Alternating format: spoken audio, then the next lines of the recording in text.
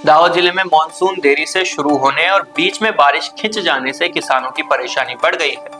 पहली बुवाई फेल होने के बाद महंगे बीज लाकर दूसरी बार बुवाई की थी, लेकिन पिछले 12 दिनों से बारिश नहीं होने से ये भी खराब होने की आशंका है। पिछले 12 दिनों से जिले में बारिश नहीं हुई, नमी के अभाव में दूसरी बार की बुवाई भी नष्ट होने का खतरा मंडरा रहा है। इस स्थिति से जिले के किसानों में चिंता बढ़ गई है। अगर समय पर बारिश नहीं हुई तो उन्हें भारी नुकसान उठाना पड़ सकता है। किसानों ने प्रशासन से मांग की है कि जल्द राहत के उपाय किए जाए और वैकल्पिक व्यवस्था की जाए।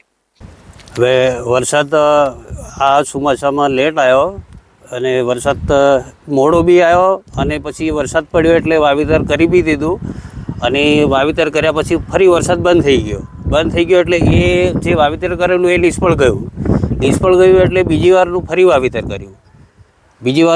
કર્યું એટલે એ વાવેતરની અંદર ફરી શું છે કે ફરી વરસાદ રોકાયો એટલે ફરી બી વરસાદ ના આવે તો ફરી બી આ નિષ્ફળ જાય। આવી કન્ડિશન છે। બિયારણ અત્યારે મોંઘા ભાવનું લાવવાનું અને એ બિયારણ જો ડબલ વાર વાવેતર કરવાનું થાય તો ખેડૂતની શું દશા થાય? પછી ખેડૂત દેવામાં ના ભરાય તો કઈ જાય? આ રીતની કન્ડિશન છે ખેડૂતની।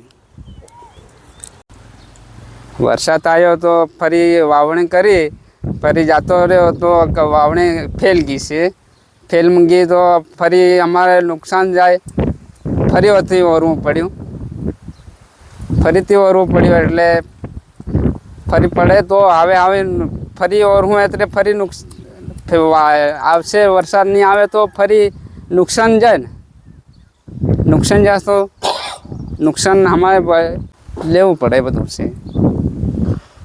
જોહાર, જે આગળ અમે વરસાદ આવ્યો હતો અને જે મોંઘા ભાવનું મક્કી અને સોયાબીનનું વાવેતર કર્યું હતું અને વરસાદ લેટ થવા તે નિષ્ફળ થયું છે અને હવે ફરી બીજી વાર અમે મોંઘા ભાવનું બિયારણ લાવીને વાવેતર કર્યું।